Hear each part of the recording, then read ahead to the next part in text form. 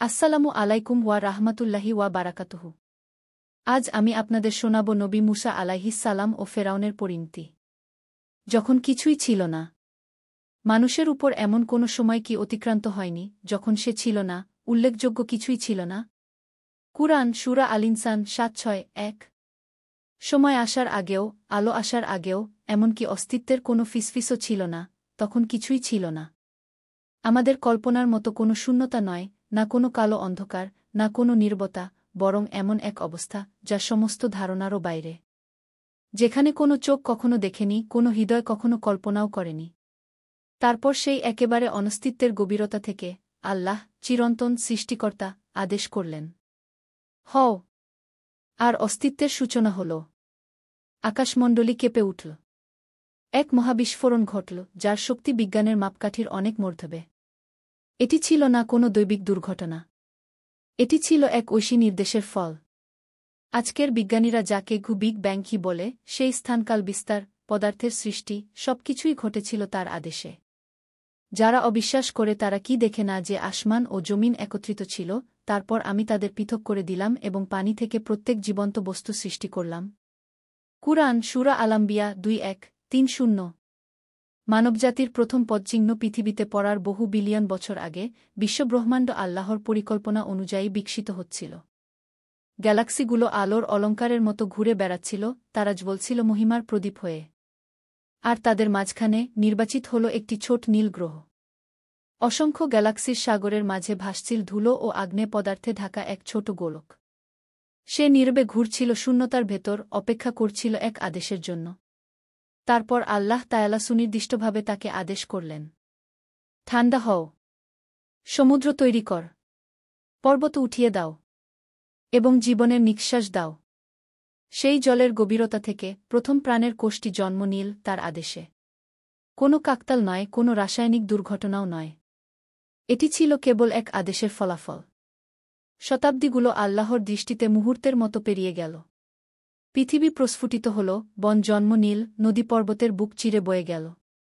ফেরেশতারা বিস্ময়ে তাকিয়ে রইল এই নীল গ্রহটির দিকে। এক ভারসাম্যের, সৌন্দর্যের ও উদ্দেশ্যের পৃথিবী। তারপর এমন এক ঘোষণা এল, যা কাঁপিয়ে দিল আসমানকে। নিশ্চয়ই আমি পৃথিবীতে একজন প্রতিনিধি খলিফা স্থাপন করব। কুরআন সূরা আল-বাকারা ২-৩-০। আলো থেকে সৃষ্ট, ত্রুটিহীনভাবে অনুগত ফেরেশতারা অবাক হয়ে জিজ্ঞেস করল, আপনি কি এমন কাউকে সৃষ্টি করবেন, যে সেখানে বিপর্যয় ঘটাবে ও রক্তপাত করবে, অথচ আমরা তো আপনার প্রশংসা ও পবিত্রতা ঘোষণা করি? আল্লাহ বললেন, আমি জানি যা তোমরা জানো না। এই ঐশী বাক্যে লুকানো ছিল সৃষ্টির সর্ববৃহৎ রহস্য, মানবতার উদ্দেশ্য। পৃথিবীর মাটি থেকে আল্লাহ এক রূপ তৈরি করলেন, এক সত্তা, যার মতো আর কেউ ছিল না। তিনি তাকে পরিমিতি ও সৌন্দর্যে গড়লেন, মর্যাদা ও সামঞ্জস্যপূর্ণ। ফেরেশতারা তাকিয়ে রইল সেই মাটির অবয়বটির দিকে। নিঃশব্দে শুয়ে আছে, প্রাণবিহীন, অপেক্ষায় ঐশী নিঃশ্বাসের। পৃথিবীর মাটি থেকে আল্লাহ এক রূপ তৈরি করলেন, এক সত্তা, যার মতো আর কেউ ছিল না। তিনি তাকে পরিমিতি ও সৌন্দর্যে গড়লেন, মর্যাদা ও সামঞ্জস্যপূর্ণ। ফেরেশতারা তাকিয়ে রইল সেই মাটির অবয়বটির দিকে। নিঃশব্দে শুয়ে আছে, প্রাণবিহীন, অপেক্ষায় ঐশী নিঃশ্বাসের। তারপর আল্লাহ তার রূহ, আত্মা, তাতে ফুঁকে দিলেন। মাটি রূপান্তরিত হল মাংসে, নীরবতা রূপান্তরিত হল হৃদস্পন্দনে। আর প্রথম মানব চোখ খুল, দেখতে, শুনতে, বলতে শেখল। আসসালামু আলাইকুম বললেন আদম। আগ ফেরেশতারা উত্তর দিল, ওয়া আলাইকুমুসসালাম ওয়া রাহমাতুল্লাহ গু। এইভাবেই শান্তির ভাষার সূচনা হল। সেজদার আদেশ। আল্লাহ সকল ফেরেশতাকে আদেশ করলেন, আদমকে সেজদা করো। সব ফেরেশতা নত হল আনুগত্যে। শুধু একজন ব্যতীত, ইবলিস। একসময় সে ফেরেশতাদের মাঝে ছিল ইবাদতে অগ্রগণ্য। কিন্তু সে ছিল আগুনের সৃষ্টি, আর আদম মাটি থেকে। সে অহংকারে বলল, আমি তার চেয়ে উত্তম। তুমি আমাকে আগুন থেকে সৃষ্টি করেছ, আর তাকে মাটি থেকে গি। এই মুহূর্তেই জন্ম নীল অহংকার, ইতিহাসের প্রথম পাপ। আল্লাহ বললেন, তাহলে বের হয়ে যাও জান্নাত থেকে, তুমি গর্বিত হয়েছ, তুমি লাঞ্ছিতদের অন্তর্ভুক্ত। ইবলিস ক্রোধে জ্বলতে জ্বলতে প্রতিজ্ঞা করল, হে আমার প্রভু! যেহেতু আপনি আমাকে বিভ্রান্ত করেছেন, আমি অবশ্যই তাদের মানুষের জন্য আপনার সরল পথে ওত পেতে থাকব। আমি তাদের সামনে, পেছনে, ডানে ও বামে থেকে আসব, আর আপনি অধিকাংশকে অকৃতজ্ঞ পাবেন গু। এইভাবেই শুরু হল চিরন্তন সংগ্রাম। সত্য বনাম প্রতারণা, উমান বনাম অহংকার। শান্তির উদ্যান। আদম, আগ কে রাখা হল জান্নাতে, অপরূপ সৌন্দর্যের স্বর্গে। সেখানে নদী বইত গাছের নিচ দিয়ে। ফল ঝুলত আলোয় ঝলমল করে। বাতাসে ভাসত সুখের সুবাস। তিনি কিছুদিন একা ছিলেন। তারপর আল্লাহ তার থেকেই সৃষ্টি করলেন তার সঙ্গিনী হাওয়া, আগ। তারা একসাথে থাকলেন সুখে। না ক্ষুধা, না ভয়, না কষ্ট। আল্লাহ তাদের বললেন, হে আদম, তুমি ও তোমার স্ত্রী জান্নাতে বাস করো, আর যেখান থেকে চাও সেখান থেকে খাও। কিন্তু এই গাছের কাছে যেও না, নইলে তোমরা অন্যায়কারীদের অন্তর্ভুক্ত হবে। কিন্তু ইবলিস আবার ফিসফিস করল। সে প্রতিশ্রুতি দিল অমরত্ব, জ্ঞান, শক্তি। আর যখন তারা শুনল, তখন প্রথম অবাধ্যতা সংঘটিত হল। নিষিদ্ধ গাছের ফলের স্বাদ নেওয়া মাত্র তাদের অবস্থা বদলে গেল। তারা নিজেদের নগ্নতা টের পেল, লজ্জায় ঢাকা দিল, আর কাঁদতে কাঁদতে বলল, হে আমাদের প্রভু, আমরা নিজেদের প্রতি অন্যায় করেছি। যদি আপনি আমাদের ক্ষমা না করেন এবং দয়া না করেন, তবে আমরা নিঃসন্দেহে ক্ষতিগ্রস্তদের অন্তর্ভুক্ত হব। আল্লাহ পরম করুণাময় তাদের ক্ষমা করলেন। তবুও তিনি ঘোষণা করলেন, তোমরা সবাই নেমে যাও এখান থেকে। পৃথিবী হবে তোমাদের জন্য বাসস্থান ও জীবিকার স্থান কিছু সময়ের জন্য। এইভাবে মানবজাতি পৃথিবীতে অবতীর্ণ হল। শাস্তি হিসেবে নয়, বরং উদ্দেশ্য হিসেবে। বাঁচার, শেখার, বিশ্বাসের উদ্দেশ্যে। উত্তরাধিকার শুরু। এভাবেই শুরু হল মানব ইতিহাস। আদম থেকে নূহ, ইব্রাহিম থেকে মুসা, ঈসা থেকে মুহাম্মদ। প্রত্যেক নবী এসেছিলেন মানুষকে তাদের উদ্দেশ্য ও পরিণতি স্মরণ করাতে। কিন্তু সৃষ্টির গল্প, কেন আমরা আছি, কেন আমরা লড়ি, কেন আমরা আশা করি, এ গল্প আজও চলমান, প্রতিটি হৃদস্পন্দনে যা তার সৃষ্টিকর্তাকে স্মরণ করে। আমি তাদের দেখাবো আমার নিদর্শনসমূহ দিগন্তে ও তাদের নিজেদের মধ্যে, যতক্ষণ না তাদের কাছে স্পষ্ট হয় যে এটি সত্য। কুরআন, সূরা ফুসসিলাত ৪:১-৫-৩। পৃথিবীতে জীবন ও নবী নূহ, আগ এর যুগ। আমরা অবশ্যই আদম সন্তানদের সম্মানিত করেছি এবং তাদের অনেক সৃষ্টির উপর শ্রেষ্ঠত্ব দিয়েছি। কুরআন, সূরা আল ইসরা ১:৭-৭-০। পৃথিবী তখন নতুন। আদম আলাইহি ওয়াসাল্লাম ও তার সন্তানরা ছড়িয়ে পড়েছে চারদিকে। তারা পাহাড়ের নিচে ঘর বানায়, নদীর পাশে বসবাস করে, বীজ রোপণ করে, ফল ফলায়, সন্তান জন্ম দেয়, আর একে অপরকে শেখায় কিভাবে বাঁচতে হয়, কিভাবে আল্লাহর প্রতি কৃতজ্ঞ থাকতে হয়। তাদের হৃদয়ে তখনও ছিল আদম আলাইহি ওয়াসাল্লাম এর উপদেশের আলো। এক আল্লাহ ছাড়া আর কোনো উপাস্য নেই। কিন্তু সময় যত গড়াতে থাকে, মানুষ ভুলতে থাকে তার সৃষ্টিকর্তাকে। আল্লাহর পরিবর্তে তারা ভালোবাসতে শুরু করে তার সৃষ্টি করা জিনিসগুলোকে, সূর্যকে, চাঁদকে, গাছকে, তারকাকে। আর ধীরে ধীরে সেই ভালোবাসা পরিণত হয় উপাসনায়। শয়তান মানুষের মনে সন্দেহ ছড়াতে শুরু করে। সে বলল, তোমাদের পূর্বপুরুষরা তো ধার্মিক ছিল, তাদের সম্মান ভুলে যেও না। তাদের স্মৃতিতে কিছু মূর্তি তৈরি করক। মানুষ সরল মনে তৈরি করল প্রতিমা, শুধু স্মৃতি হিসেবে, পূজা নয়। কিন্তু সময়ের সাথে সাথে যখন সেই প্রজন্ম মারা গেল, নতুন প্রজন্ম ভাবল, এই মূর্তিগুলোই নিশ্চয় আমাদের রক্ষা করে কি। এভাবেই পৃথিবীতে প্রথম মূর্তি পূজার আগমন ঘটল। মানবজাতি হারাল তাওহীদের পথ, যে পথ আল্লাহ শিখিয়েছিলেন তাদের পিতা আদম আলাইহি ওয়াসাল্লাম এর মাধ্যমে। আল্লাহর প্রেরিত নবী নূহ আলাইহি ওয়াসাল্লাম অন্ধকারে আলো হিসেবে প্রেরিত হলেন এক মহান মানুষ, নবী নূহ আলাইহি ওয়াসাল্লাম। তিনি মানুষকে আহ্বান জানালেন, হে আমার জাতি, তোমরা আল্লাহর ইবাদত করো। তিনি ছাড়া তোমাদের কোনো উপাস্য নেই। দিনে তিনি বলতেন, রাতে বলতেন, গোপনে বলতেন, প্রকাশ্যে বলতেন। কিন্তু তার জাতি তাকে উপহাস করত। কেউ বলত, নূহ পাগল। কেউ হাসত, দেখো এই বৃদ্ধ আমাদের ভয় দেখাচ্ছে। তিনি শতাব্দীর পর শতাব্দী ডাকতে থাকলেন, ৯ বছর। তবুও বিশ্বাস করল না কজন মাত্র।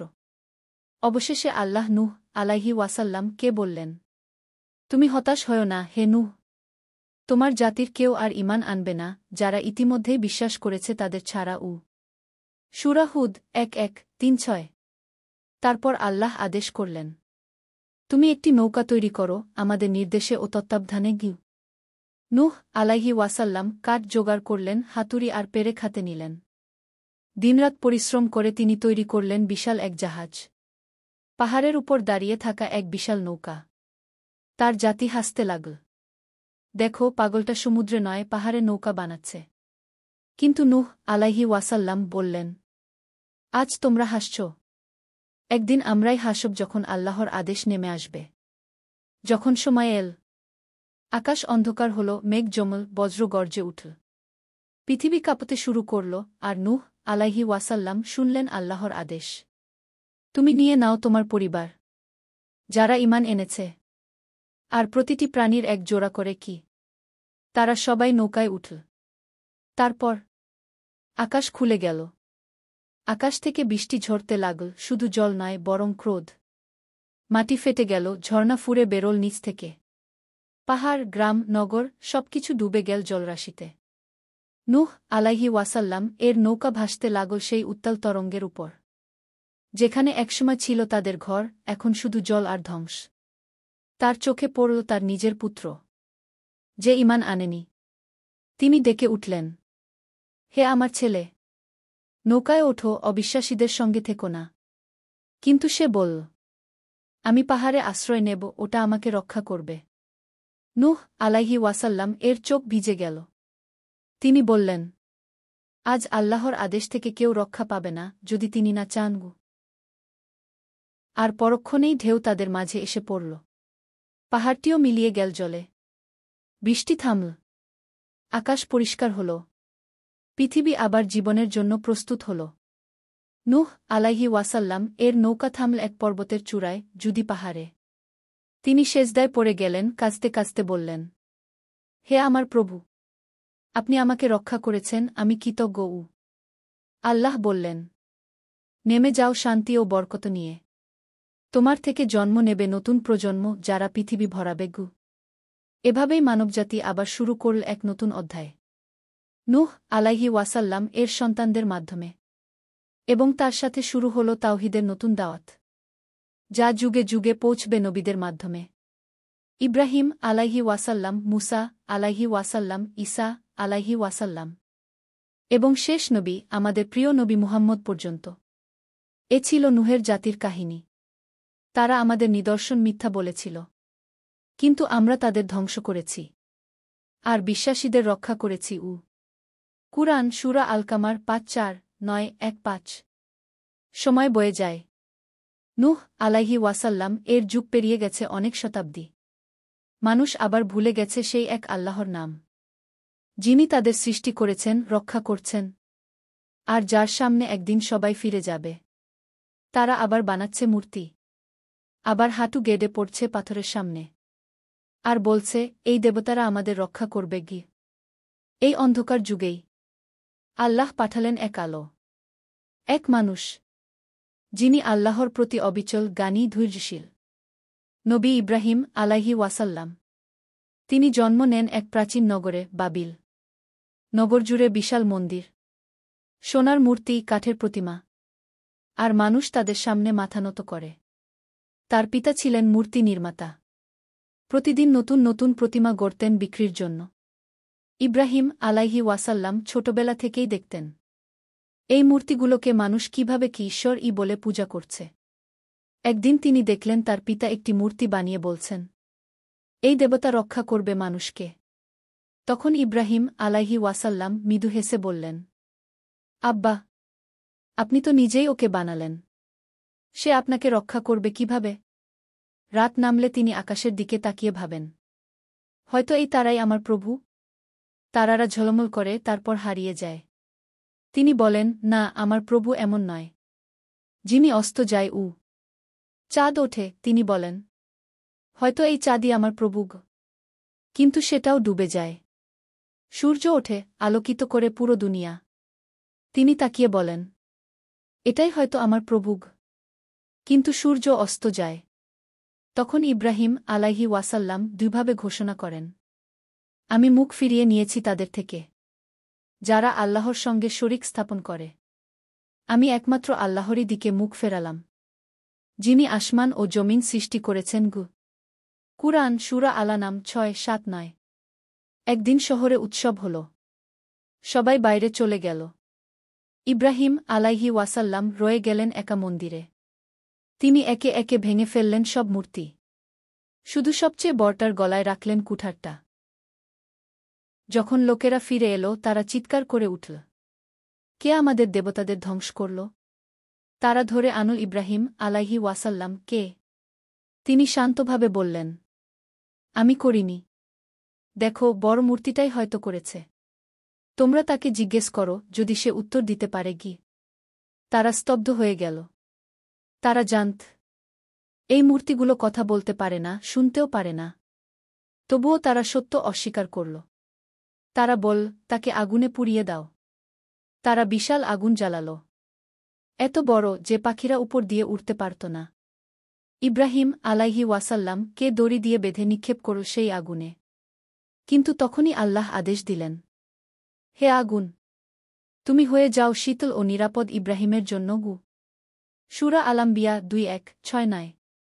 আর আগুন যা জ্বালানোর কথা ছিল, সেটাই হয়ে গেল তার জন্য ফুলের বাগান। মানুষ হতবাক হয়ে গেল। তারা দেখল যাকে তারা পুড়িয়ে মারতে চেয়েছিল, সে দাঁড়িয়ে আছে হাসি মুখে, অক্ষত দেহে। এই অলৌকিক ঘটনায় প্রমাণ হল, যিনি আসমান ও জমিন সৃষ্টি করেছেন, তিনিই প্রকৃত ইলাহ। তবুও তার জাতি ঈমান আনল না। তারা তাকে নির্বাসিত করল।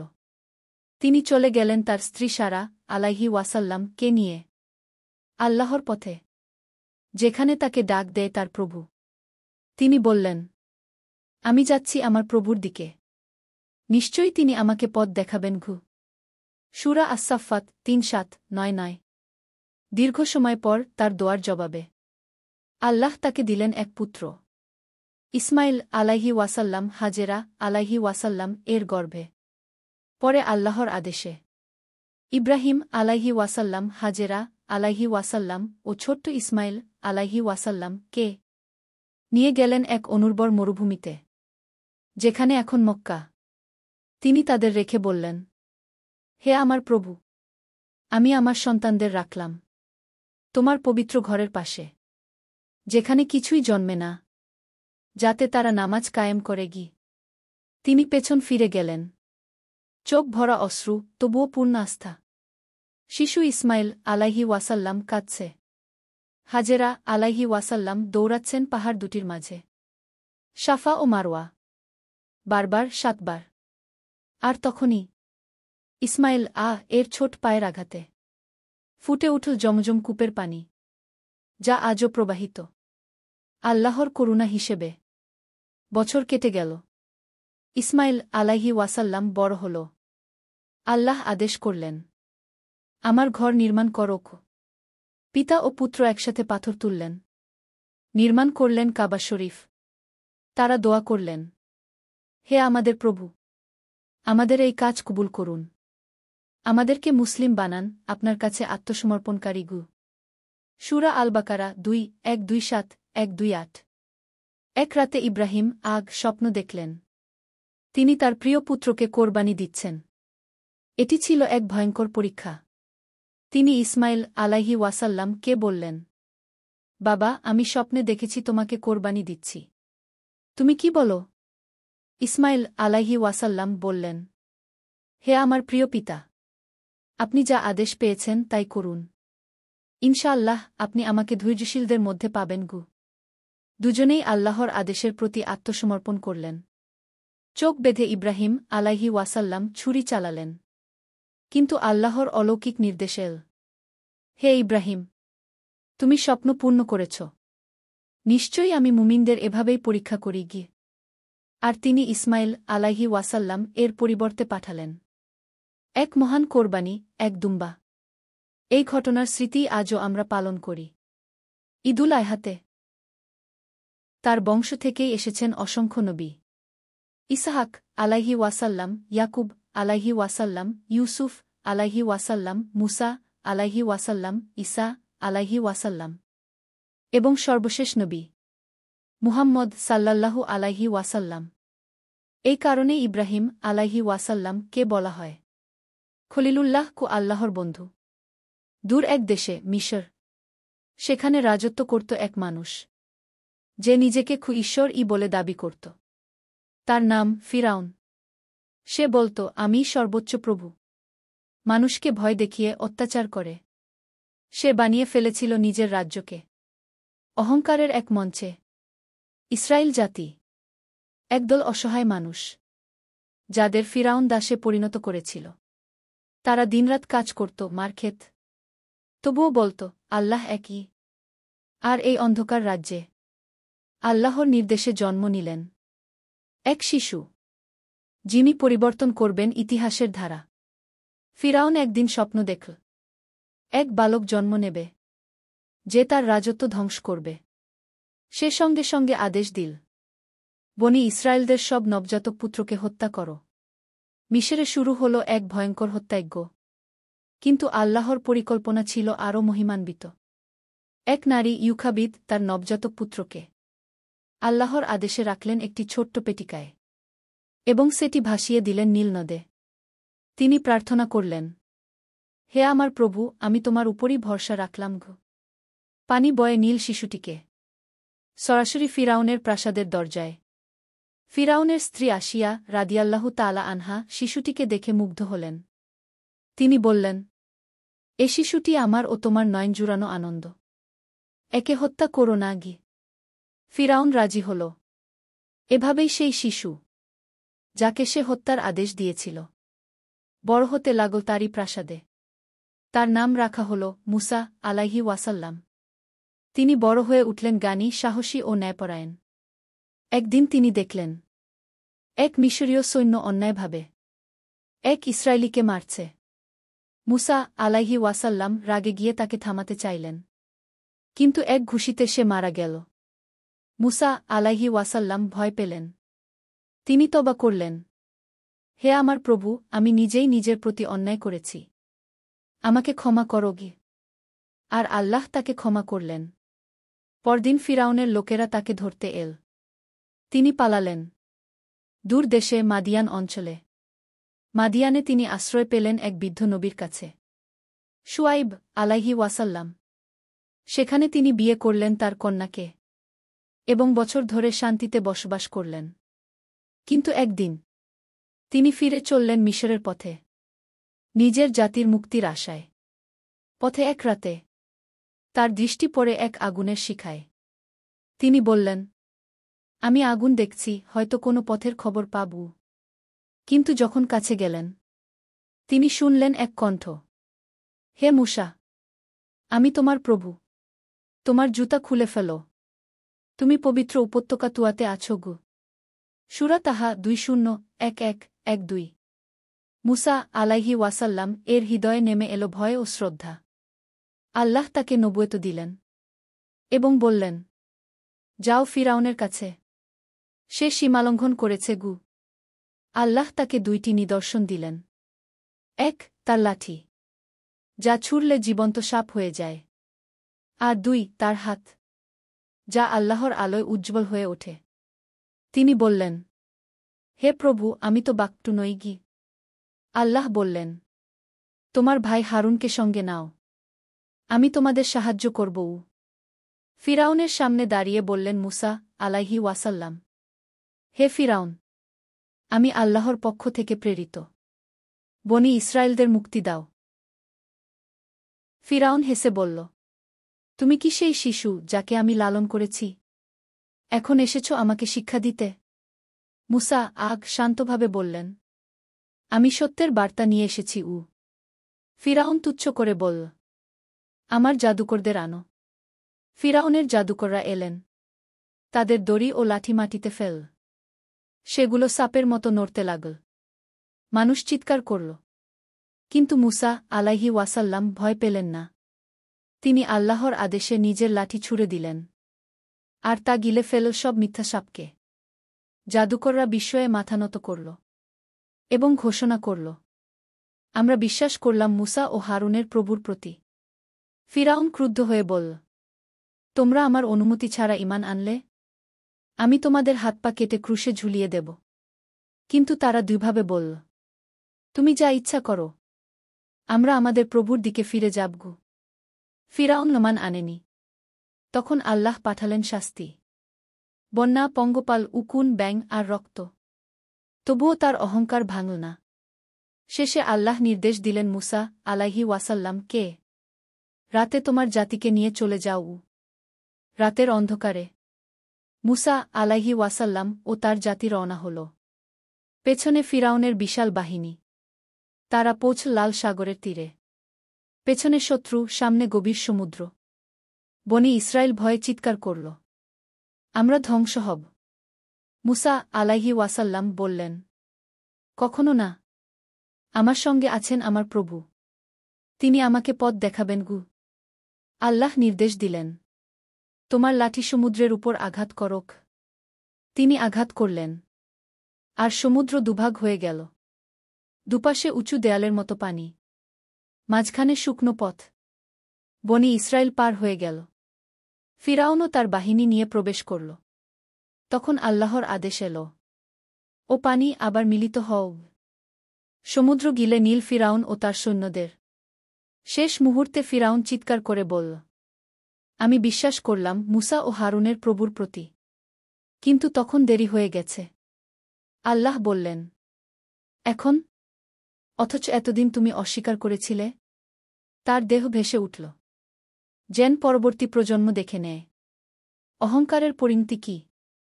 নবী মুসা আলাইহি ওয়াসাল্লাম এর গল্প শেখায়, যে বিশ্বাস রাখে আল্লাহর উপর, সে ভয় পায় না কোনো সমুদ্রের, না কোনো ফিরাউনের।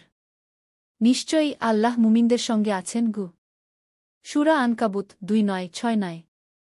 ভিডিওটি যদি আপনাদের ভালো লাগে তাহলে অবশ্যই এসো সত্যের পথে চ্যানেলটি সাবস্ক্রাইব করে পাশে থাকবেন। আল্লাহ হাফেজ।